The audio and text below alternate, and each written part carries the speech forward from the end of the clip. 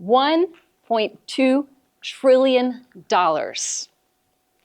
That's what companies lose every year to bad communication, according to a Harris poll.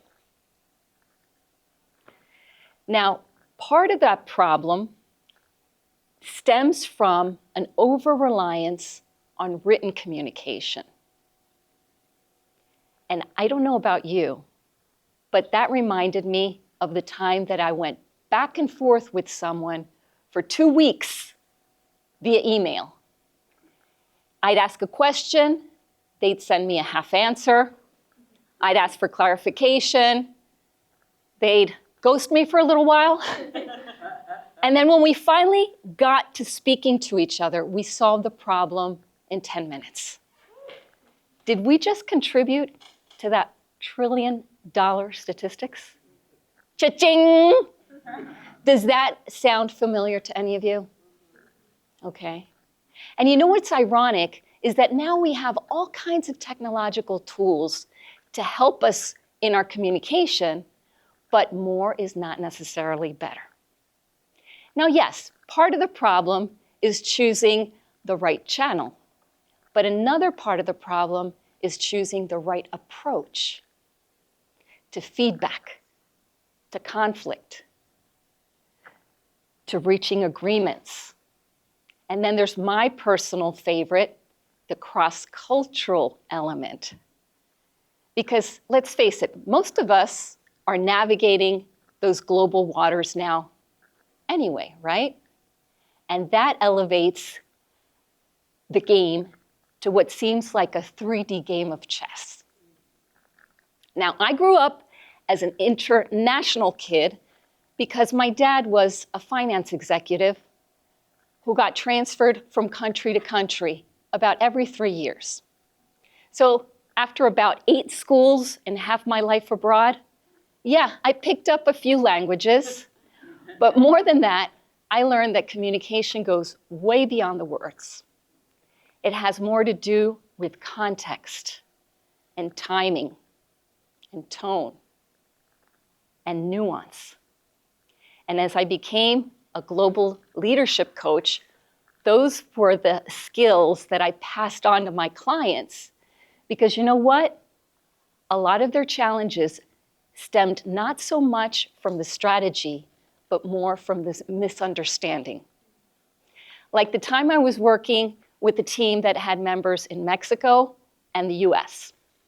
And Eric, one of the Americans, complained, "Why do my colleagues in Mexico message me, 'Hi, Eric, how are you?'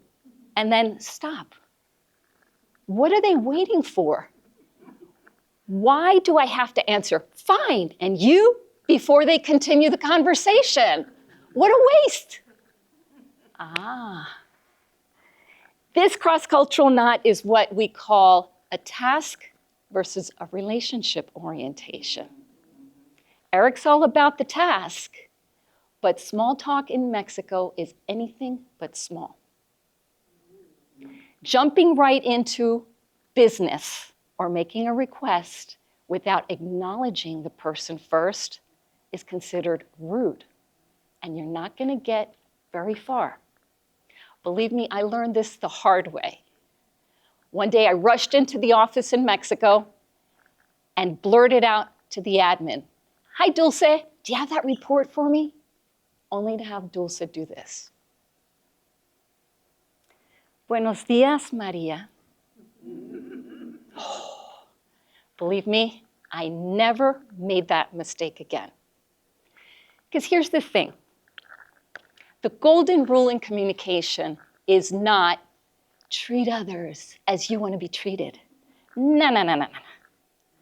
The golden rule in communication is observe, adjust, and make your message receiver-friendly. And you don't need to be an expert to figure this out. You can use simple tools like my CLEAR framework.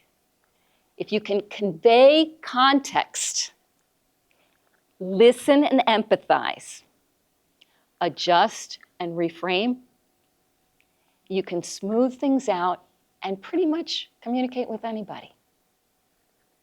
Because miscommunication doesn't just cost time and trust, it also costs money.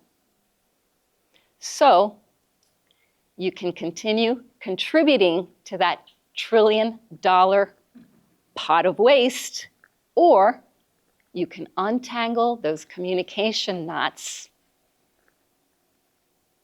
Nice, nice, nice, nice. Save a little bit of time, money, and effort, and actually move things forward and get things done.